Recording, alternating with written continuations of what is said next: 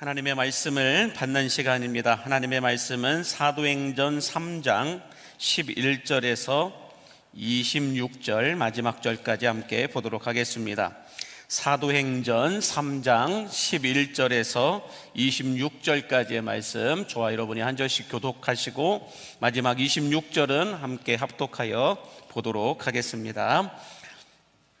나은 사람이 베드로와 요한을 붙잡으니 모든 백성이 크게 놀라며 달려 나아가 솔로몬의 행각이라 불리우는 행각에 모이거늘. 베드로가 이것을 보고 백성에게 말하되 이스라엘 사람들아, 이 일을 왜 놀랍게 여기느냐?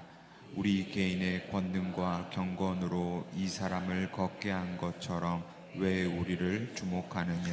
아브라함과 이삭과 야곱의 하나님 곧 우리 조상의 하나님이 그의 종 예수를 영화롭게 하셨느니라. 너희가 그를 넘겨주고 빌라도가 놓아주기로 결의한 것을 너희가 그 앞에서 거부하였으니 너희가 거룩하고 의로운 일을 거부하고 도리어 살인한 사람을 놓아주기를 구하여 생명의 주를 죽였도다. 그러나 하나님이 죽은 자 가운데서 그를 살리셨으니 우리가 이 일의 증인이라. 그 이름을 믿음으로 그 이름이 너희가 보고 아는 이 사람을 성하게 하였나니 예수로 말미암아 난 믿음이 너희 모든 사람 앞에서 이같이 완전히 낫게 하였느니라. 형제들아, 너희가 알지 못하여서 그리하였으며 너희 관리들도 그리한 줄 아노라. 그러나 하나님이 모든 선지자의 입을 통하여 자기의 그리스도께서 고난 받으실 일을 미리 알게 하신 것을 이와 같이 이루셨느니라. 그러므로 너희가 회개하고 돌이켜 너희 죄 없이 함을 받으라. 이같이 하면 새롭게 되는 날이 주 앞으로부터 이를 것이요 또 주께서 너희를 위하여 예정하신 그리스도 곧 예수를 보내시리니 하나님이 영원전부터 거룩한 선지자들의 입을 통하여 말씀하신 바 만물을 회복하실 때까지는 하늘이 마땅히 그를 받아두리라. 모세가 말하되 주 하나님이 너희를 위하여 너희 형제 가운데서 나 같은 선지자 하나를 세울 것이니 너희가 무엇이든지 그의 모든 말을 들을 것이라. 누구든지 그 선지자의 말을 듣지 아니하는 자는 백성 중에서 멸망받으리라 하였고, 또한 사무엘 때부터 이어 말한 모든 선지자도 이때를 가리켜 말하였느니라. 너희는 선지자들의 자손이요 또 하나님이 너희 조상과 더불어 세우신 언약의 자손이라. 아브라함에게 이르시기를 땅 위의 모든 족속이 너의 씨로 말미암아 복을 받으리라 하셨으니 하나님이 그 종을 세워 복 주시려고 너희에게 먼저 보내사 너희로 하여금 돌이켜 각각 그 악함을 버리게 하셨느니라. 아멘. 하나님의 말씀입니다. 할렐루야. 함께 따라하겠습니다. 최고의 하나님께 최선의 예배를, 최고의 하나님께 최선의 예배를. 오늘 또 최선을 다하여 예배하는 여러분 모두에게 인생의 굴곡들이 평평해지고 영혼의 목마름이 해갈되어지게 되는 은혜의 시간이 될 수 있기를 주의 이름으로 간절히 축복합니다. 우리 오늘 목장 선기민들 찬양 너무 잘해 주셨는데 목장 선기민들을 위해서 박수 한번 해주시면 고맙겠습니다. 감사합니다. 네, 오늘 우리 찬양팀들도 너무너무 수고해 주셨는데요. 찬양팀을 박수 한번 해주시면 고맙겠습니다. 네, 오늘 또 저녁에 드라마 봐야 되는데 드라마 보지 않고 이 자리에 나온 자기 자신을 위해서도 박수 한번 해주시면 감사하겠습니다.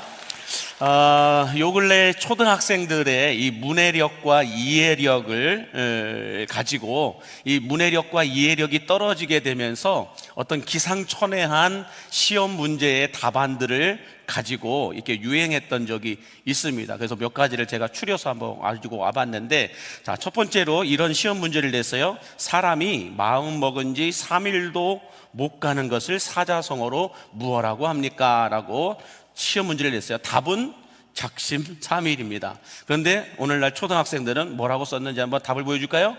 작은 삼촌. 이라고 얘기했다고 얘기해요. 자, 두 번째, 술에 취해 거리에서 큰 소리치며 노래 부르는 것을 사자성어로 뭐라고 합니까? 그러면 고성방가라고 하는데, 자, 초등학생들의 답은 뭐라고 했을까요? 또 아빠인가? 라고 얘기했다고 그래요. 뭐 다 알고 있는 내용들이죠. 세 번째, 한 사람이 36개의 초콜릿을 가지고 있고 30개를 먹었습니다. 이 사람이 가지고 있는 것은 몇 개입니까? 라고 답을 적어내라고 했는데 답은 6개인데 초등학생들은 뭐라고 적었냐면 당뇨병이라고. 초콜릿을 30개나 먹으면 당뇨병에 걸린다라고 이야기를 해요. 또 만유인력의 법칙을 발견한 사람은 누구입니까? 답은 뉴턴인데 초등학생들은 뭐라고 얘기냐면 죽었다라고. 만유인력의 법칙을 발견한 사람은 죽었다라고 이야기를 한다라는 거예요. 마지막으로 여러분은 무엇을 보고 웅장하다고 생각하십니까? 기대했던 답은 우주 만물을 보면서 그랜드 캐년 같은 곳을 보면서 와, 웅장하다고 생각을 했었는데 요즘 초등학생들의 답은 뭐라고 할까요? 엄마 뱃살이다 라고 이야기를 했다라고 해요. 자, 여러분들, 제가 이 이야기를 왜 가지고 왔냐면, 왜 서두로 열게 되었냐면 우리들도 마찬가지라는 거예요. 하나님의 말씀을 정확하게 이해하지 못하면 오늘날 어린아이들처럼 하나님의 뜻과는 전혀 상관없는 기상천외한 나만의 답을 가지고 신앙생활하는 크리스천들이 많다라는 거예요. 하나님의 말씀과는, 하나님의 뜻과는 전혀 상관없이 내가 보고 싶은, 내가 듣고 싶은, 내가 하고 싶은 답을 정해놓고 그 답을 가지고 신앙생활하는 너무나도 엉뚱한 크리스천들이 너무 많다라는 거예요. 그러므로 바라기는 하나님의 말씀을 정확하게 이해할 수 있는 은혜와 그 말씀을 올바르게 해석할 수 있는 지혜의 축복과 또 그 말씀이 말씀대로 살아낼 수 있는 능력이 여러분의 삶 가운데로 옮겨지게 되기를 바란다면 아멘 하시기 바랍니다. 자, 지난 시간 2주 전인데 지난 시간 우리는 이 날마다 성전 미문에 앉아서 다른 사람들이 예배하러 들어가는 모습을 보면서 그들에게 구걸하고 또 그들에게 뭔가를 얻기 위하여서 40년 동안이나 앉아 있었던 성전 미문 앞에 앉은 안준뱅이가 예배하러 들어가는 사람들은 참 많이 봤는데 자기 자신은 정작 예배했던 적이 없는 이 안준뱅이를 향하여서 베드로와 요한이 은과 금이 필요한 사람이 아니라 예수님이 필요한 사람으로 변화시켜주는 이 모습에 대하여서 함께 말씀을 나누었던 것이 지난 사도행전 3장 1절에서 10절까지의 내용의 이 말씀이었습니다. 자, 그래서 오늘은 뭐냐면 안준뱅이의 붙듦과 베드로와 요한의 붙듦에 대해서 함께 말씀을 묵상해 보려고 합니다. 붙드심이라고 얘기할 수도 있는데 안준뱅이의 붙듦 또한 베드로의 붙듦, 안준뱅이는 무엇을 붙들었고 베드로는 무엇을 붙들었는가, 이 붙듦에 대한 말씀을 함께 나누기를 원하는데요. 자, 오늘 본문이 아니지만 사도행전 3장 6절과 7절을 먼저 보시면 이렇게 말씀합니다. 시작. 베드로가 이르되 은과 금은 내게 없거니와 내게 있는 이것을 너희에게 주노니 나사렛 예수 그리스도의 이름으로 일어나 걸으라 하고 오른손을 잡아 일으키니 라고 말씀합니다. 자, 여러분, 이 말씀을 놓고 볼 때 안준뱅이의 첫 번째 붙듦은 어떤 붙듦이었을까요? 첫 번째 붙듦은 순종의 붙듦이었다라고 말씀합니다. 보여주실까요? 첫 번째 붙듦은 순종의 붙듦이었다라고 말씀합니다. 자, 여러분, 베드로가 나사렛 예수 그리스도의 이름으로 일어나 걸으라라고 말하면서 안준뱅이의 오른손을 잡아 일으킬 때, 여러분, 이 안준뱅이가 40년 동안이나 앉아 있었거든요. 나면서부터 걷지도 못한 이 안준뱅이가 베드로의 그 말에 여러분들 믿음으로 순종하지 않고 일어나지 않으려고 했다고 한다면 아마 안준뱅이는 죽을 때까지 일어나지 못했을 거라는 것입니다. 여기서 우리가 놓치지 말고 생각해 봐야 될 것이 있다고 한다면 이 안준뱅이에게 여러분들 예수님이 오셔서 일어나라라고 말씀하시지 않고 예수님의 제자였던 베드로가 말하였는데도 불구하고 안준뱅이가 믿음으로 순종하니까 일어나 걷게 되는 기적이 일어났음을 믿으시기 바랍니다. 예수님이 와서 말씀하신 것도 아니고 예수님의 제자였던 베드로와 요한이 어찌 보면은 이 안준뱅이와 똑같은 사람인 이 베드로와 요한이 와서 일어나 걸을 하고 안준뱅이의 오른손을 잡아 일으킬 때에 여러분들 이 안준뱅이가 믿음으로 순종하니까 예수님도 아닌 베드로가 일으켜 세울 때에도 일어나는 기적이 일어났다는 거예요. 여기가 우리가 붙잡아야 될 말씀임을 믿으시기 바랍니다. 이게 참 중요한 말씀이에요. 그래서 이와 같은 일들은 여러분들 오늘날 이 시대에도 일어날까요? 안 일어날까요? 안 일어나면 제가 왜 이야기할까요? 오늘날 이 시대에도 이 앞에 서 있는 유 목사는 예수님이 아닙니다. 예수님의 말씀을 전하는 사람일 뿐입니다. 베드로 또한 예수님이 아닙니다. 예수님의 말씀을 전하는 사람이었을 뿐입니다. 그런데 예수님도 아닌 베드로가 예수님의 말씀을 전하였을 때에, 예수의 이름으로 일어나 걸으라고 했을 때에 안준뱅이에게 믿음으로 순종하는 붙듦이 있으니까 일어나는 기적이 일어났음을 믿으시기 바랍니다. 마찬가지로 이 시대에도 예수님은 아니지만 예수님의 말씀을 전하는 주의 종들이 선포할 때 믿음으로 순종하는 자들에게 이러한 은혜와 이러한 기적은 일어나고 있음을 믿으시기 바랍니다. 왜 그럴까요? 예수님 시대 때나 지금이나 이 말씀은 동일하게 적용되고 있는 것이 뭐냐면 베드로에게 임했던 성령님이나 오늘날 역사하시는 성령님이나 동일하신 분이기 때문임을 믿으시기 바랍니다. 왜 이런 역사가 오늘날에도 동일하게 주의 말씀이 선포되어지는 곳에 예수님도 아닌 사람인 목사가 와서 선포를 해도 이런 기적이 일어나느냐? 그 기적 가운데서 역사하시는 성령님은 베드로 때나 지금이나 동일하신 분이기 때문임을 믿으시기 바랍니다. 뿐만 아니라 베드로가 선포했던 말씀이나 오늘날 목사들이 선포하는 말씀이나 동일한 하나님의 말씀이기 때문임을 여러분 믿으신다면 아멘 하시기 바랍니다. 그 말씀이 어디에 있냐? 이사야서 40장 8절에 이렇게 말씀합니다. 시작. 풀은 마르고 꽃은 시드나 우리 하나님의 말씀은 영원히 서리라 라고 하는 것은 이 어제나 오늘이나 영원토록 하나님의 말씀은 동일하게 역사되어진다는 거예요. 영원히 서리라 라고 하는 이 서리라고 하는 말씀은 이때에도 역사할 수 있고 지금도 역사할 수 있고 미래에도 역사되어질 수 있다라는 거예요.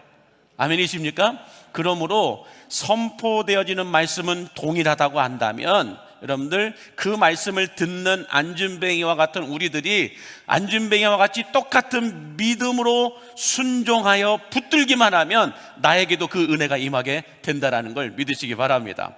뿐만 아니라 하나님께서는 오늘날에도 베드로처럼 기도하는 주의 종들에게 이 하나님의 비밀을 말씀하시고 역사해 나가신다는 것을 여러분 기억하시기 바랍니다. 오늘날 이 시대에도 하나님은요 기도하는 종들에게, 성령 충만한 종들에게 하나님의 비밀을 말씀하시고 그 말씀대로 역사하여 이루어 가신다고 말씀하고 있다는 거예요. 그게 어디에 있냐? 아모스 3장 7절에 이렇게 말씀합니다. 같이 볼까요? 시작.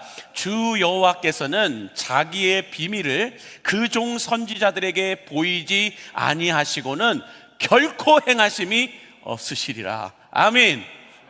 주의 종들에게 하나님의 비밀을 말씀하시지 않고서는, 보이시지 않고서는 결코 행하심이 없다.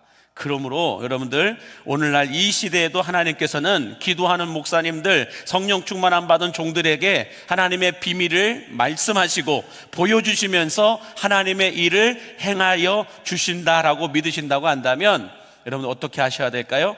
목회자들이 다른 일 때문에 신경 쓰이고 묶이지 않도록 오직 기도하는 일과 말씀 전하는 일에 전무할 수 있게 말씀 충만, 예수 충만, 성령 충만할 수 있도록 도와주셔야 할 줄로 믿으시기 바랍니다. 목사가 이거 가서 이거 해야 되고 저거 가서 저거 해야 되고 이거 갖고 다 할 일 다 끝나고 나면 기진맥진 나갖고 이제 내가 해야 될 일을 못해. 내가 해야 될 기도할 일을, 내가 해야 될 말씀 전하는 일을, 말씀 준비하는 일을, 기도하는 일을, 성령 안에 거하는 일을 하나님과 만날 시간이 없어. 그러면 어떻게 될까요? 설교는 하는데 아무 일도 일어나지 않는다는 거예요. 그러므로 정말로 여러분들이 이 성경에 기록되어 있는 말씀대로 나도 이런 어떤 은혜를 체험하고 경험하기를 원한다면 목사를 여러분들 성령 충만한 사람으로 만드시기 바랍니다. 목사를 기도하는 목사로 만드셔야 된다는 거예요. 목사한테 이거 시키고 저거 시키고 이거 하라고 저거 하라고 하면서 막 하다가 이제 목사가 자기 일을 하려고 하는데 자기 일이 뭐예요? 기도하는 일과 말씀 전하는 일에 전무하리라, 이걸 하려고 하는데 뭔 말이에요? 기운 다 빠졌어요. 기력이 다 쇠했어요. 그냥 졸려서 아무것도 할 기력도 없어요. 그렇게 되면 어떻게 할까요? 그냥 이것저것 짜집기 하다가 설교하러 올라와서 뭔 말 하는지도 모르고 그냥 어영부영 얼버무리다가 그냥 그렇게 믿으시기 바랍니다 하고 내려갈 때가 많다라는 거예요. 그러므로 여러분들, 이 말씀에 기록되어 있는 능력이 기록으로 끝나는 것이 아니라 현실이 되어 나에게도 적용되어지기를 원한다면 목사로 하여금 성령 충만하게 만드셔야 돼요. 목사로 하여금 기도하게끔 만드셔야 돼요. 목사로 하여금 말씀을 배울 수 있게 해야 된다는 거예요. 수많은 목사님들이 3년 동안 신대원에서 공부한 것 가지고 30년을 읊고 먹으려고 할 때가 너무 많다라는 거예요. 그렇지 않습니까? 옆에 분에게 얘기했습니다. 우리 목사는 아니다. 수많은 목사님들이 신학교 4학년 다니고 신학교 학부 4학년 때는 뭘 배우겠어요? 아무것도 몰라요. 헬라어 한다고 헬렐렐렐레 하고 히브리 한다고 히히히히 하다가 끝나요. 그게 신학 4학년, 학부 4학년이에요. 신대원 가서야 어느 정도 조금은 배울 수 있고 알 수 있고 이해할 수 있는데, 그것도 여러분들 신대원 3학년 동안 다 배울 수 있을까요? 못 배워요. 그래서 신대원 3학년 동안 공부 조금 한 것 가지고 그것 갖고 와가지고 교역자라고 한답시고 앞에 서서 뭔가를 전하려고 할 때가 너무 많다라는 거예요. 유식 한쪽 뭐 이것저것 갖다가 붙이면서 이야기는 하는데 그렇지 못할 때가 더 많아요. 그래서 여러분들, 목사로 하여금 어떤 목사 안수를 받고 담임 목사가 되어도 목사는 끊임없이 공부해야 돼요. 끊임없이 연구해야 돼요. 끊임없이 하나님의 뜻을 구해야 돼요. 하나님이 음성을 주시지 않으면, 하나님 말씀 주시지 않으면 여러분들 그냥 쓸데없는 소리만 앞에서 떠들다가 내려갈 때가 많다라는 거예요. 전혀 성도들에게 코드에 맞지 않는 설교만 하다가 말도 안 되는 소리만 하다가 그냥 내려갈 때가 너무 많다라는 거예요. 그렇게 여러분 설교를 들으면 성도들이 설교 시간을, 예배 시간을 견디다 가요. 은혜 받다 가는 것이 아니라 견디다 갈 때가 너무 많다라는 거예요. 그러므로 여러분들, 목사가 성령 충만하면, 기도 충만하면, 예수 충만하면, 말씀 충만하면 여러분 예배 시간이 신바람 남을 믿으시기 바랍니다. 설교하는 게 피곤하지가 않아요. 얼마나 즐겁고 행복한지 몰라요. 우리 성장반 2기 지나서 3기들이잖아요. 성장반 3기생들 죽어나요. 죽어나. 네? 왜 그런지 아세요? 2시간 동안 쉬지 않고 말씀을 배우거든요. 그래서 여러분들 오후 예배 끝나고 나와가지고 거기서 찬양하고 리뷰하고 어떤 말씀을 들어가기 시작하면 이제 한 3시 50분 이 정도 시작해가지고 말씀을 시작하겠습니다 와 하고 시작하거든요. 끝나시면 6시에 끝나. 그때까지 뭐 중간중간에 쉬는 시간이 있습니까? 뭐가 있습니까? 전혀 쉬는 시간도 없어요. 졸면 죽어요. 졸면 계속 스티커 붙이고, 졸면 계속해서 막 이름 불러서 일으켜 세우고, 그러니 졸 수도 없고 떠들 수도 없고, 떠들어도 혼나요. 그러니 이 2시간 동안 말씀을 전하는데 여러분들 앉아있는 훈련생들도 여러분들 은혜 받기 위해서는 앞에 서 있는 목사가 주일날 하루 종일 아침 6시부터 나와가지고 체력 소진하고 기진맥진한 상태에서 저녁에 2시간 동안 쉬지 않고 서서 여러분들 설교하고 떠들 수 있다는 것, 하나님의 은혜가 아니고는 못해요. 성령 충만한 은혜가 부어지지 않고서는 못한다고요. 내가 지금 졸린데 뭔 소리 하는지 알 수가 없어요. 나도 모르는데. 그렇지 않겠습니까? 그런데 그 2시간 동안 정말 성령께서 부어주시는 성령의 바람으로 인하여 얼마나 신나고 하하호호 은혜 가운데 성장반 3기 아멘. 예, 다 성장반 3기네요. 자, 이렇게 되어지고 있다는 거예요. 그러므로 초대교회 사도들도 그랬던 것처럼 시대를 거쳐 2000년이 넘는 교회 역사 가운데 하나님이 기름 부어 세움을 받은 주의 종들은 어디에 올인해야 돼요? 말씀 전하는 일에 올인해야 돼요. 기도하는 일에 올인해야 돼요. 그러기 위해서는 성령 충만함 받을 수 있도록 여러분들이 도와주셔야 할 줄로 믿습니다. 그래서 여러분들 목사가 이것저것 다른 것 때문에 묶여가지고 다른 것 때문에 신경 쓰여서 아무것도 못하고 나중에 그냥 저녁에 가가지고 어이구 나 내일 설교 준비해야 되니 뭐 해야 된다냐 이러고 있을 때가 아니라 정말로 날마다 성령께서 부어주시는 은혜 가운데 주여 말씀하소서 주의 종이 듣겠나이다, 그 말씀이 계속해서 부어질 수 있게 해달라고 여러분 기도해 주셔야 할 줄로 믿습니다. 바라기는 예수님도 아니고 성령 충만했던 베드로의 말에 순종함으로 인하여 일어나 걷게 되었던 이 안진뱅이의 붙듦이 오늘 여러분들의 붙듦이 되어서 인생에 멈춰있고 주저앉아 있는 일들이 다시 일어나게 되고 살아나게 되는 역사가 여러분들에게도 나타나게 되기를 주의 이름으로 간절히 축복합니다. 자, 두 번째로 이 안진뱅이가 붙들었던 것은 어떤 붙듦이냐? 복음 전파의 붙듦이었다. 처음에는 감사의 붙듦이었다라고 생각을 했었는데 묵상할수록 하나님이 감사가 아니고 복음 전파의 붙듦이었다라고 하는 사실을 알려주셨어요. 오늘 본문 11절 말씀 같이 보겠습니다. 나은 사람이 베드로와 요한을 붙잡으니 모든 백성이 크게 놀라며 달려나아가 솔로몬의 행각이라 불리우는 행각에 모이거늘. 자, 이 나음 받은 사람이 베드로와 요한을 붙잡았다라고 말씀하고 있어요. 단순하게 봤을 때는 안진뱅이가 이 베드로와 요한에게 내 평생 소원이었던 안진뱅이에서 일어나는 이 소원을 이루어 주게 해주셔서 감사합니다라고 하는 뜻으로 해석할 수도 있겠죠. 그렇지 않겠습니까? 베드로와 요한을 붙잡았다라고 하는 것은 감사합니다, 너무 고맙습니다, 내 평생 이렇게 주저앉아 있었었는데 이렇게 일어나게 해주셔서 감사합니다라고 하는 뜻으로 해석할 수도 있다라는 거예요. 그런데 조금만 더 우리가 영적인 시각으로 이 상황을 좀 들여다보게 되면 40년 동안이나 안진뱅이로 살면서 성전 미문에 앉아있던 사람이었기 때문에 아마 어지간한 사람들은 이 사람이 어떤 사람인지는 다 알고 있을 만한 이 상황에 내가 안진뱅이에서 일어나게 된 것은 이 베드로와 요한, 이 사람들이 전해준 예수 복음 때문입니다. 그러므로 여러분들도 이 사람들이 하는 말을, 이 사람들이 하는 예수 복음에 대해서 한번 들어보십시오라고 말했을 거라는 거죠. 그 말을 증명해 주는 말씀이 우리 11절 다시 한번 보여주실까요? 이 보니까 11절 말씀 다시 보시면 나은 사람이 베드로와 요한을 붙잡으니 모든 백성이 크게 놀라며 달려나아가 솔로몬의 행각이라 불리우는 행각에 모였다라고 말하고 있어요. 이 말을 한번 잘 보세요. 나은 사람이 베드로와 요한을 붙잡았는데 모든 사람이 오메 놀래라 하면서 갑자기 솔로몬 행각으로 달려갔다라는 거예요. 이 중간에 어떤 내용이 있을까요? 붙잡았다라고 말하고 있고 이들이 놀랐다라고 하는 건 뭐예요? 안진뱅이가 일어난 것 때문에 놀랐다라고 하는 것보다는 안진뱅이가 무슨 말을 했다라는 거죠. 이 사람들이 전해준 나사렛 예수 그리스도 이름으로 걸으라고 하는 이 예수 복음을 들었더니 내가 일어나게 됐습니다. 그러니 여러분들도 이 사람들의 말을 들어보십시오 라고 얘기를 했더니 이 베드로와 요한이 어디로 갔어요? 솔로몬이라는 행각으로 갔다라는 거죠. 그러니까 사람들이 그쪽으로 다 몰려가서 뭘 듣기를 원했어요? 베드로가 뭐라고 하는지를 듣기를 원했다라는 거죠. 그래서 여러분 이 내용 가운데 제가 또 공부하는 사람이니까 좀 찾아봤어요.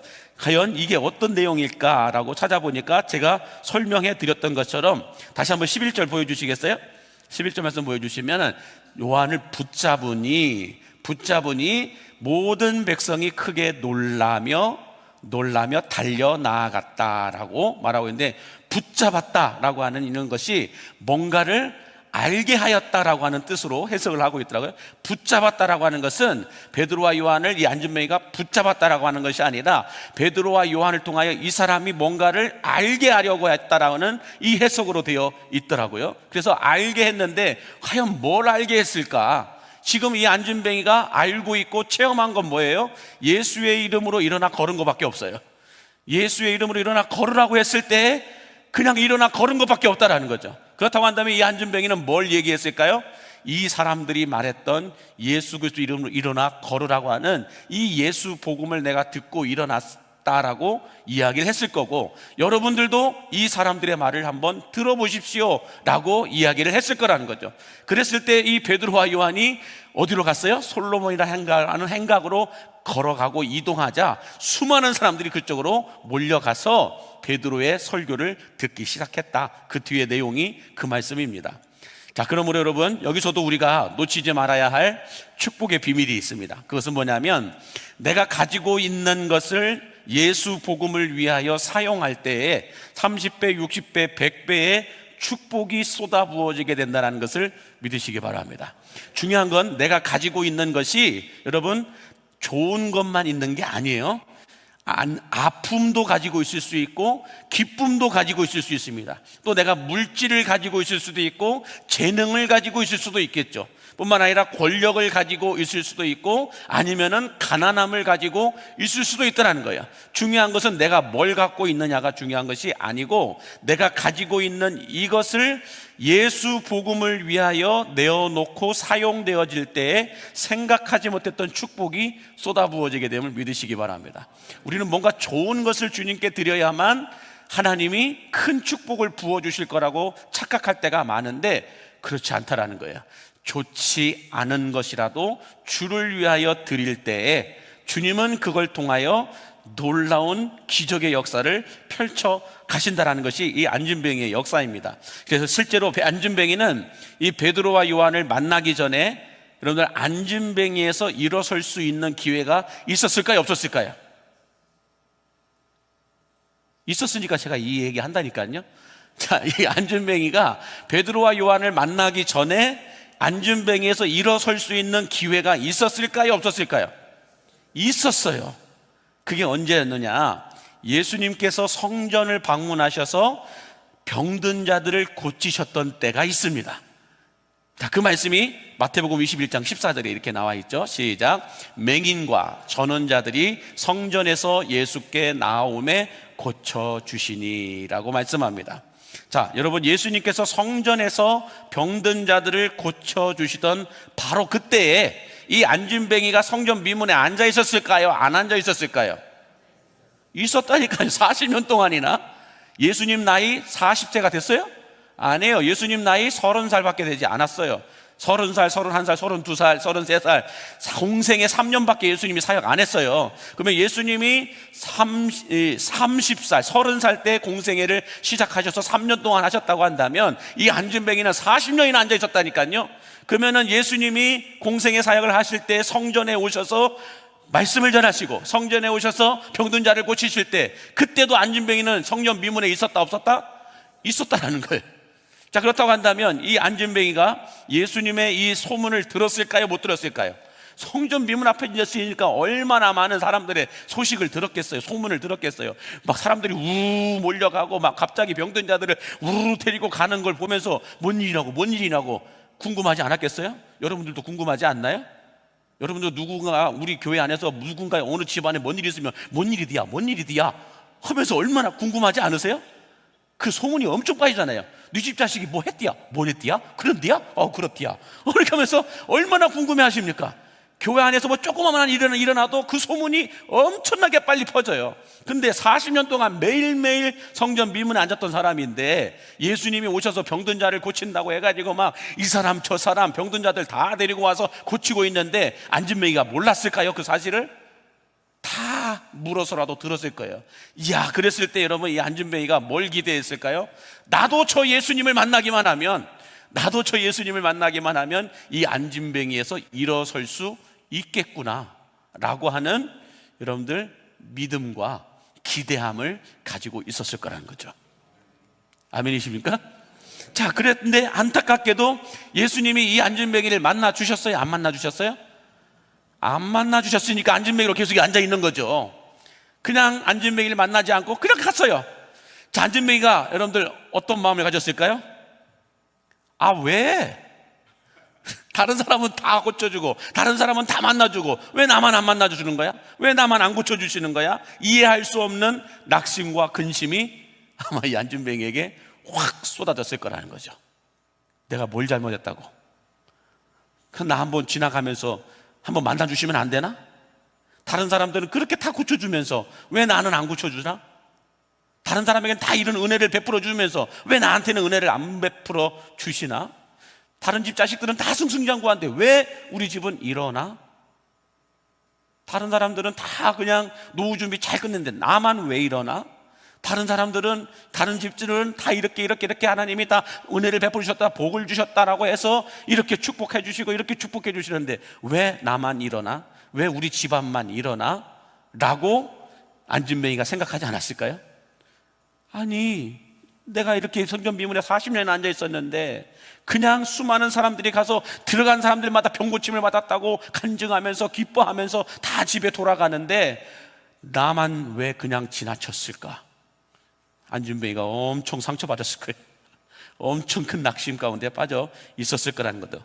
그런데 여러분, 만약에 예수님이 그날 그 안진뱅이를 바로 고쳐주셨을 수 있었을 텐데 고쳐주시지 않았던 이유가 뭘까? 그 이유를 사도행전 4장 4절은 이렇게 말씀합니다. 같이 보겠습니다. 시작. 말씀을 들은 사람 중에 믿는 자가 많으니 남자의 수가 약 5천이나 되었다. 잘 보세요. 예수님께서 성전을 방문하셨을 때에 이 안진뱅이를 고쳐주셨다면 이 사람은 그날 수많은 고침을 받은 사람 중에 그냥 한 사람이었을 거라는 거죠. 이해가 되십니까? 되시면 한 번만 끄떡거려 주세요. 자, 그래서 이 안진뱅이가 예수님이 오셨을 때 병고침을 같이 받았다고 한다면 수많은 병고침을 받은 사람들 중에 그냥 한 사람이었을 거라는 거예요. 그러나 예수님께서 부활 승천하시고 난 이후 베드로와 요한을 통해 안진뱅이 이 혼자만 일어서는, 혼자만 병고침을 받는, 그것도 예수님이 아니고 그냥 베드로 사도가, 그냥 베드로라고 하는 목사가 와가지고 일어나 걸으라고 얘기했을 때에 그 안진뱅이 혼자만 병고침을 받았다라는 거예요. 그 혼자만 일어서게 되었다라는 거예요. 그리고 난 다음에 그 뒤에 어떤 역사가 펼쳐져요? 이 안진뱅이로 인하여서 수많은 사람들이 솔로몬 행각이라고 하는 곳에 몰려가죠. 거기서 베드로의 설교를 듣습니다. 그들의 마음이 찔립니다. 회개하여서 예수를 믿고 구원받은 사람이 몇 명이라는 거예요? 5천 명의 영혼이 되었다라는 거예요. 아멘. 여러분, 30배의 기적, 60배의 기적, 100배의 기적이 일어난 거예요. 만약에 예수님이 오셨을 때, 예수님이 계셨을 때 이 안진뱅이가 병고침을 받았다면 자기 혼자만 병고침 받고 아무 일도 없었을 거라는 거죠. 그런데 베드로와 요한을 통하여 병고침을 받고 그 이후에 복음이 선포되니까, 예수 복음이 선포되니까 그날에 회개하여 구원받은 성도의 수가 5천이나 되었더라라고 말씀합니다. 여러분, 5,000배의 기적이에요. 혼자만 기적을 체험한 게 아니고 5,000배의 기적을 체험하게 되었다는 거예요. 그러므로 여러분, 여러분의 아픔도 기쁨도 물질도 은사도 내가 원할 때가 아니라 하나님께서 원하실 때 쓰여질 수 있도록 내어 놓을 수 있는 믿음만 있다고 한다면, 여러분, 우리들도 안진뱅이처럼 5,000명이 회개하고 돌아오게 되는 기적의 도구로 쓰임받을 수 있음을 믿으시기 바랍니다. 내가 이번에 새생명 만남의 날 하는데, 그래도 내가 누군데, 내가 그래도 우리 교회에서 어떤 사람인데, 그래도 이 사람들은 데리고 와야지, 이 정도는 데리고 와야지 하면서 다 데리고 오는데, 이거 나 어떡하지? 나 그래도 황준직인데, 장로인데, 안수집사인데, 권사인데 내가 데려올 사람 하나도 없네. 내 주변에 예수 믿는, 다 예수 믿어갖고 데려올 사람 없네. 나 이번 주에 아프다고 해야지. 안 나가. 그러면 된다, 안 된다? 안 된다라는 거야. 중요한 건 내가 원할 때 쓰임을 받는 것이 아니라 하나님이 원하실 때 쓰임 받을 때 기적은 일어나는 거예요. 그러므로 여러분, 이번 새생명 만남의 날 때 나를 통해서 오는 사람이 한 사람도 없다고 갑자기 없던 스케줄이 만들어지고, 갑자기 안 아프던 몸이 아프게 되고, 갑자기 바쁘지 않았던 것들이 바빠지게 돼가지고 이번 주에는 예배를 못 드릴 것 같습니다. 평상시에는 내가 3부 때 예배를 드렸는데 이번 주에는 1부 예배 드리고 사라지겠습니다. 이렇게 하면 된다, 안 된다? 안 된다라는 거야. 그것은 내가 이번 주일에 쓰임 받겠습니다라고 하는 내 욕심일 뿐이에요. 하나님이 원하실 때 쓰임 받아야 함을 믿으시기 바랍니다. 그러므로 한 명도 없어도 나오시기 바랍니다. 내 때가 아직 이르지 않았다라는 거야. 이 전반기 때 이르지 않으면 언제 이른다는 거야? 후반기 때 또 있어. 후반기 때 새생명 만나면 날 또 있어. 그때 하시면 된다라는 거죠. 아멘이십니까? 지사님 한 명도 없어요? 왜 이렇게 아멘을 크게 하세요? 자, 그러므로 여러분들, 내가 원하는 시간에 내가 원하는 방법으로 쓰임받는 것은 나 혼자만의 은혜이고 나 혼자만의 기적이에요.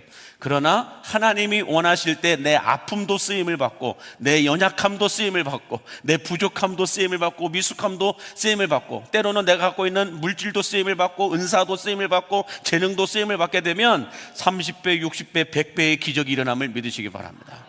이게 안진뱅이의 기적인 거예요. 그때 예수님 오셨을 때 이 안진뱅이가 고침받았다면 수많은 사람이 한 명이라니까요.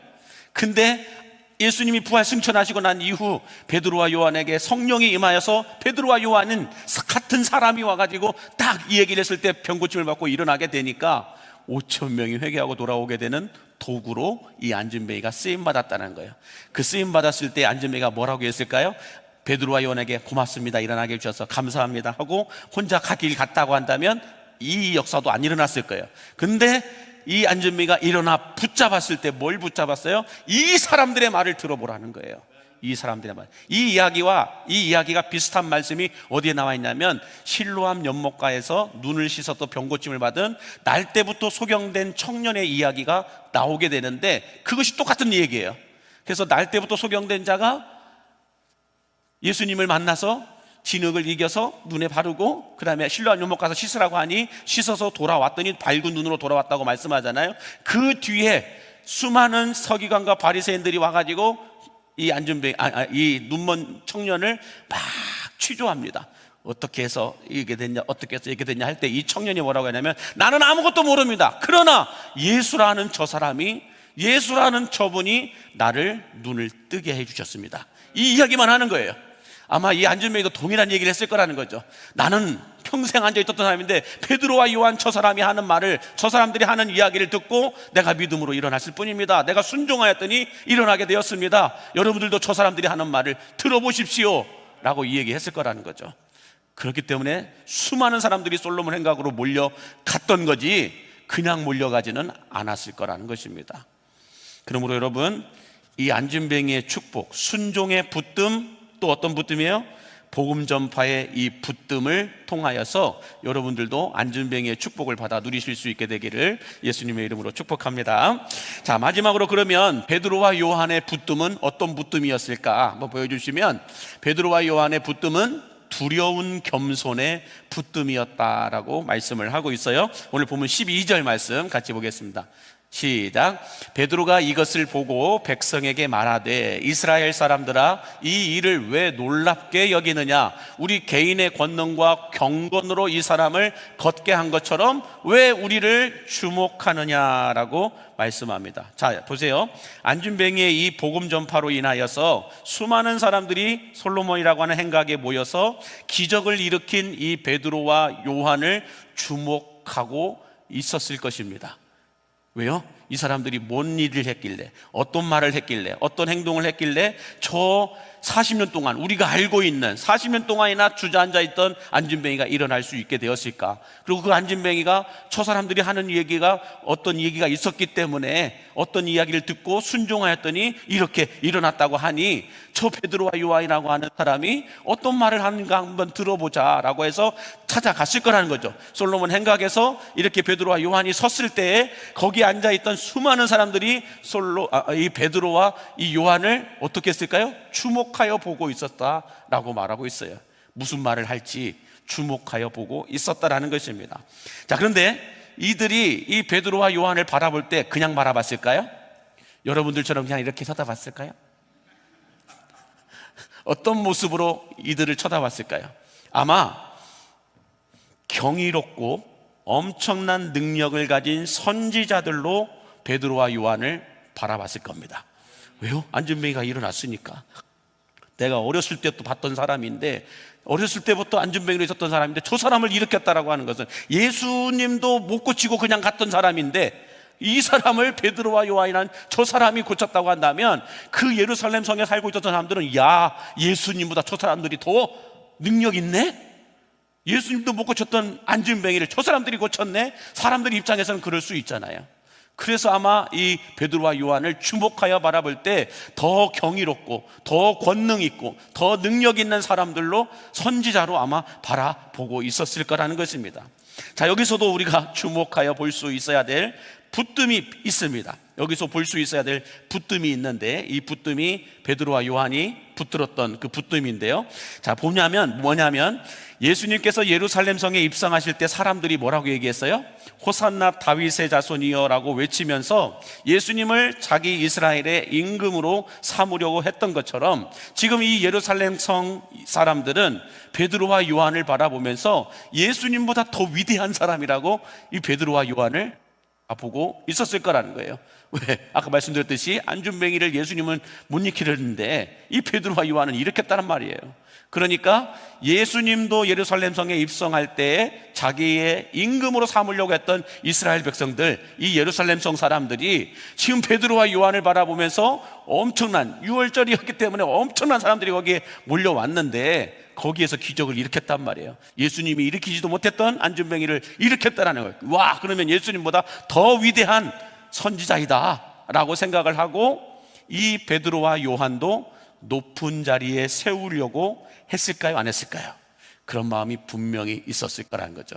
예수님을 향하여서도 그렇게 호산나 다윗의 자손이여 송려나무 가지 흔들면서 임금으로 삼으려고 했던 그 예루살렘 성 사람들이 베드로와 요한이 기적을 일으키는 그 모습을 보면서 똑같은 마음 없었을까요? 분명히 있었을 거라는 거죠. 그런 마음으로 주목하여 바라봤다라는 거예요. 그래서 여러분들, 이 베드로와 요한을 위대한 선지자들로 여기고 베드로와 요한을 높은 곳에 앉히려고 하는 이 사람들의 붙듦이 있었을 것이다 라는 것입니다. 자, 그런데 이것처럼 무서운 유혹이 없습니다, 여러분. 내가 대단한 존재로 보이고 싶은 유혹, 내가 능력자로 보이고 싶은 유혹, 수많은 사람들이 나를 인정해주고 높여주는, 주목받고 싶은 그 유혹만큼 무서운 유혹이 없다라는 거예요. 사람들이 내 말만 들으면 척척척척 움직이는 그 유혹, 그것처럼 무서운 게 없다라는 거예요. 내가 여길 가도 주목받고 저길 가도 주목받는, 내가 여길 가도 존재감이 있고 저기 가도 존재감이 있는 그 유혹을 여러분들, 사람들이 뿌리치기는 결코 쉽지 않다라는 거예요. 지금 베드로와 요한도 충분히 이런 유혹을 받을 수 있습니까? 없습니까? 있어요.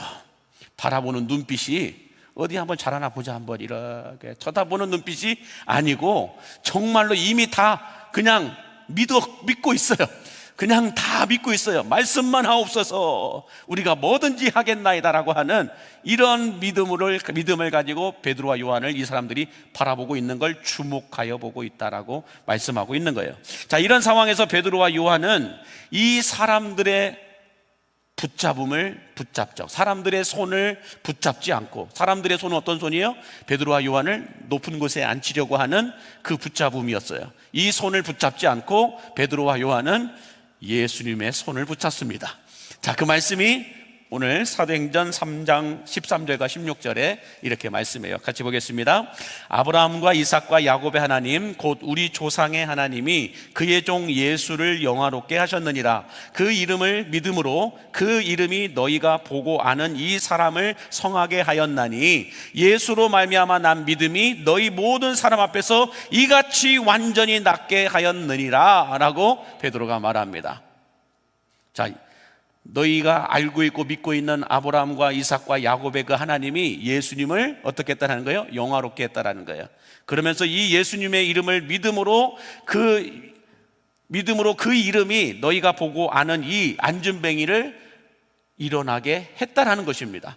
그러면서 이 예수님으로 말미암아 난 믿음이 너희 모든 사람에게 있기만 하면 너희들도 이와 같이 완전히 나을 수 있다라고 말씀을 선포하고 있는 거예요. 자, 여러분들, 베드로와 요한은 사람들의 인기를 붙잡지 않고 예수님을 붙잡았습니다. 예수님의 말씀을 붙잡았습니다. 만약 베드로와 요한이 자기들의 권능으로 이 안준뱅이를 일으켜 세운 것처럼 행동했다고 한다면, 여러분, 베드로와 요한을 하나님이 그 뒤로 쓰셨을까요? 안 쓰셨을까요? 안 쓰셨을 거예요. 이것은 베드로와 요한의 능력으로 일어난 것이 아니라 하나님의 능력, 성령 하나님의 능력으로 일어난 사건이지 베드로와 요한이 일으킨 사건은 아니라는 거예요. 그런데 베드로와 요한이 그 수많은 사람들의 인기와 주목과 박수 받는 것과 엄청나게 높아지는 어떤 그런 상황 속에서 베드로와 요한이 말만 하면 다 그냥 사람들이 척척척척 움직일 것 같은 그런 상황 속에서 여러분들 유혹이 없었겠냐고요.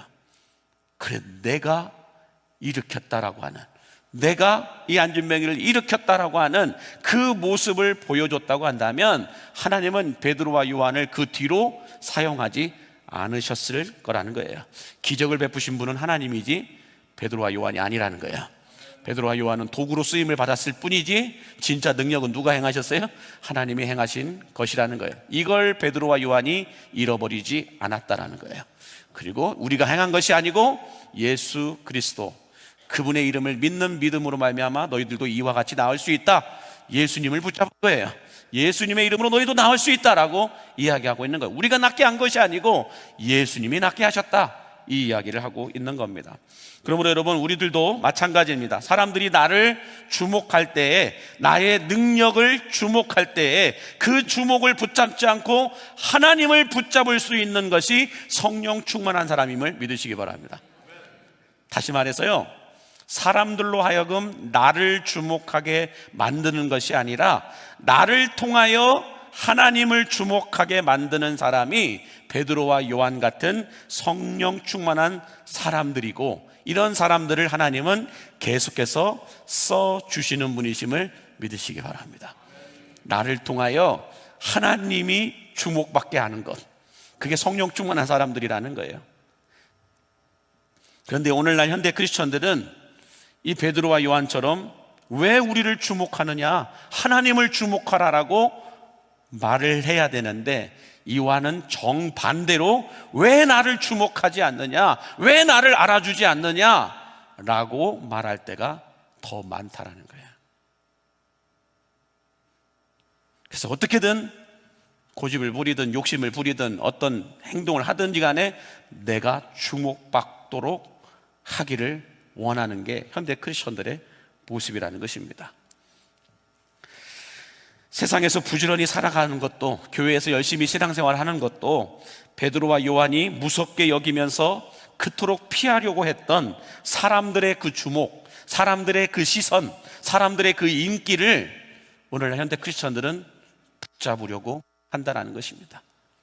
내가 교회 안에서 어떤 위원장 자리에 앉으면 모든 걸 다 할 수 있는 것처럼 생각을 해요. 내가 교회 안에서 어떤 부장의 자리에 앉으면 내 뜻대로 모든 걸 할 수 있어야 된다라고 생각을 해요. 교회 안에서 내가 어떤 중요한 직책을 받게 되면 내 뜻 안에서 내가 컨트롤하는 대로 모든 걸 다 움직여야 된다라고 생각할 때가 너무 많아요. 나를 주목하라는 거예요. 근데 그게 아니라 나를 통하여 하나님을 주목하게 하라, 이것이 직분을 받은 자들의 모습임을 믿으시기 바랍니다. 그래서 목사도 어느 교회를 갔을 때 목사가 유명하면 위험합니다. 목사를 통하여 하나님이 유명해져야 돼요. 목사를 통하여 예수님이 드러나야 돼요. 마찬가지로 성도님들도 똑같은 거예요. 여러분들을 통하여 삶 속에서 예수가 드러나야 돼요. 내가 드러나기 시작하면 위험해지기 시작하는 겁니다. 나를 주목하라. 베드로와 요한은 분명히 말합니다. 왜 우리를 주목하느냐? 그거 말고 하나님을 주목하라는 거예요. 마찬가지예요. 우리들도 왜 나를 주목하느냐, 나를 통하여 하나님을 주목하라라고 우리는 가르쳐야 되고 보여줘야 되고 말해야 된다는 것입니다. 근데 우리는 정반대로 살아갈 때가 너무 많다라는 것이죠.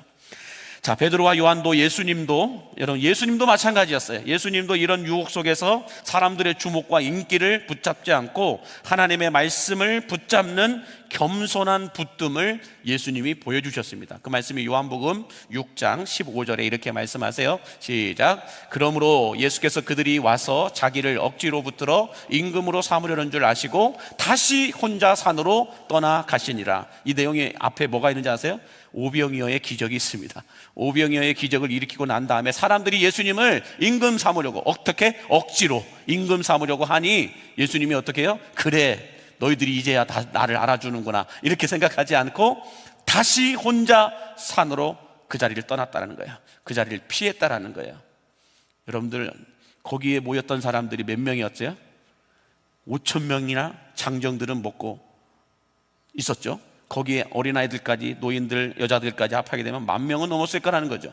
그 사람들이 선동되어져서 흥분한 가운데 예수님을 왕 삼으려고 했다고 한다면 잘못다간 예수님이 빠져나오지도 못해요. 거기에 갇혀가지고. 그렇지 않습니까? 요즘에 여러분들 그 BTS라고 하는 이 아이돌 가수, 이제 아이돌이 아니죠, 아저씨돌이라고. 하여간 이거 나가면 자, BTS라고 하는 이 아이돌들이 가는 나라들마다 어마어마한 인파가 몰립니다. 그래서 거기에 여러분들 그 잘못 들어갔다가는 압사당하여 죽을 수도 있다라는 거예요. 그렇잖아요.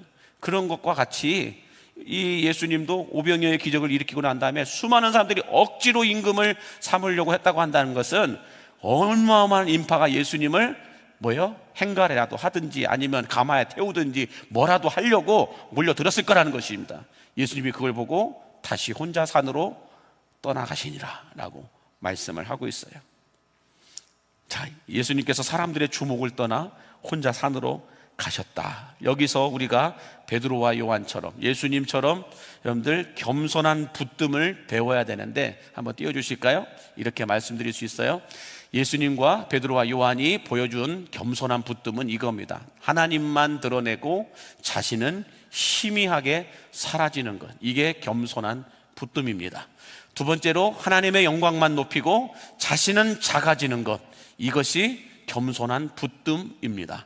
세 번째로 하나님의 이름만 남기고 하나님의 이름만 남게 하고 사람들의 주목은 피하는 것, 이것이 겸손한 붙듦을 갖고 있는 사람들의 모습이라는 거예요. 근데 우리는 이와 정반대가 될 때 있어요. 하나님을 빙자해서 자신을 드러내려고 할 때가 너무 많죠. 하나님의 영광, 말은 하나님의 영광인데 알고 보면 내 영광을 채워주지 않으면, 내 영광을 알아주지 않으면 엉뚱한 나만의 답을 가지고 행동할 때가 너무 많죠. 세 번째, 하나님의 이름만 남게 돼야 되는데 내 이름 안 올라갔다고, 내 이름 안 적어줬다고, 내 이름 기록에 남기지 않았다고 우리는 분노할 때가 한두 번이 아니라는 것입니다. 여러분의 이름은 하나님이 이미 다 기억하고 계심을 믿으시기 바랍니다. 주를 위하여 헌신하셨잖아요. 여러분을 위하여 헌신하고 있습니까? 주를 위하여 헌신하고 계시잖아요. 주를 위하여 헌금하고 계시잖아요. 주를 위하여 예배하고 계시잖아요. 그러면 우리가 지난 시간에도 말씀드렸듯이 누구 좋으라고 찬양하는 거예요? 하나님 좋으시라고. 누구 좋으시라고 예배하는 거예요? 하나님 좋으시라고. 그러면 우리가 헌신하는 것도, 헌금하는 것도, 이렇게 희생하고 수고하는 모든 것들도 누구만 알아주면 돼요? 하나님만 알아주면 돼요. 근데 우리는 하나님은 관심 없어요. 사람들이 나를 얼마나 알아주느냐, 사람들이 나를 얼마나 인기를 내가 얻을 수 있느냐, 여기에 우리는 묶여있을 때가 너무 많다라는 거예요. 우리가 주를 위하여, 주의 영광을 위하여 살든지 죽든지 하나님의 영광을 위해서 나는 신앙생활 합니다라고 말하면서도 우리는 그러지 못할 때가 너무 많다라는 거예요. 주를 위하여 헌신했으면 주님이 알고 계시면 되는 거 아니에요? 남들이 안 알아줬다고 해가지고 여러분들 그 헌신을 내팽개 쳐버립니까? 그건 아니에요. 그건 주를 위하여 한 게 아니에요. 나를 위하여 한 거예요. 주를 위하여 헌금을 했으면 여러분들 어떻게 될까요? 사람들이 그걸 알아줘야 되나요? 아니에요. 하나님만 알아주면 되는 거예요. 왜요? 하나님께 드린 거니까. 하나님만 정확하게 알고 계시면 되는 거 아니에요? 근데 우리는 너무 사람들이 주목해 주지 않는다고 서운해하고 낙심할 때가 너무 많아요. 내가 지난 시간, 지나온 자리마다 하나님의 이름만 남으면 되는 거 아니에요? 근데 하나님의 이름은 없고 내 이름들만, 내 흔적들만, 내 업적들만 쫙 기록되고 남기를 원할 때가 너무 많다라는 거예요. 하나님을 빙자한 내 영광을 채우려고 할 때가 너무 많다라는 것입니다. 그러나 이와 반대로 사람들의 주목을 붙잡는 것이 아니라 하나님의 주목을 붙잡는 사람들은, 이런 사람들을 향하여 예수님은 이렇게 말씀을 하십니다. 마지막으로 볼게요. 마태복음 23장 11절과 12절 같이 보겠습니다. 시작. 너희 중에 큰 자는 너희를 섬기는 자가 되어야 하리라. 누구든지 자기를 높이는 자는 낮아지고 누구든지 자기를 낮추는 자는 높아지리라. 또 야고보서 4장 10절에도 이렇게 말씀하죠. 시작. 주 앞에서 낮추라. 그리하면 주께서 너희를 높이시리라. 믿으신다면 아멘 하시기 바랍니다. 이거면 되는 거 아니에요? 주께서 나를 높여주시면 되는 거 아니에요? 근데 우리는 꼭 내 때에 내가 있는 이 자리에서 주님, 사람들이 나를 향하여 박수 쳐줄 수 있도록 우리는 원할 때가 너무 많아요. 그 박수 천국 가서 받으시기 바랍니다. 그거면 족하는 거 아니에요? 뭘 더 원하시고 계십니까? 주님이 알고 계셔요. 그리고 주님이 우리가 천국에 들어오는 순간 천군 천사 다 동원해서 여러분 마중 나갈 거라는 것입니다. 주님이 보좌에 앉아서 왔냐 안 왔냐 뭐 이것도 누구 왔다냐 모르겠는데 이렇게 있는 것이 아니라 우리가 천국 들어가는 그 순간 예수님이 보좌에서 내려와서 버선발로 뛰어나와서 왔느냐라고 안아주는 그 사람들이 여기서 나를 낮추고 주께서 나를 높여주시기를 원하는, 하나님께 주목받기를 원하는 사람들의 모습이라는 거예요. 사람들에게 주목받기를 원하는 사람들, 위험한 사람들입니다. 바라기는 이 안전뱅이의 순종의 붙듦과 복음 전파의 붙듦을 통해 여러분들에게 30배, 60배, 100배의 이 기적이 일어나기를 축복하고, 또 베드로와 요한처럼 예수님처럼 이 겸손한 붙듦을 통하여서 내가 고집부리고 욕심부려서 받는 주목이 아니라 하나님께서 주목하사 높여주시는 이 100배의 축복을 받아 누리실 수 있는 우리 광림의 성도들 되시기를 예수님의 이름으로 간절히 축복합니다. 기도하겠습니다. 찬양팀 나와주시기 바라고요. 만복의 근원 되신 하나님, 안전뱅이처럼 순종의 붙듦을 통하여 40년 동안 안전뱅이에서 살았던 사람이 일어나게 하시고, 또 복음 전파의 붙듦을 통해 5,000명이 회개하고 주께로 돌아오는 하나님 100배의 기적을 볼 수 있게 해주셨던 것처럼 우리들도 이 순종의 붙듦과 하나님 복음 전파의 붙듦을 통하여 이런 100배의 기적을 경험하고 체험하고 일으키는 도구로 사용되어지게 하여 주옵소서. 뿐만 아니라 베드로와 요한처럼 예수님처럼 겸손한 붙듦을 통하여 사람들이 나를 주목하게 하는 삶이 아니라 나를 통하여 하나님이 주목을 받게 하는 축복의 통로로 우리를 사용해 주시고 인도하여 주옵소서. 예수님의 이름으로 축복하며 기도하옵나이다. 아멘.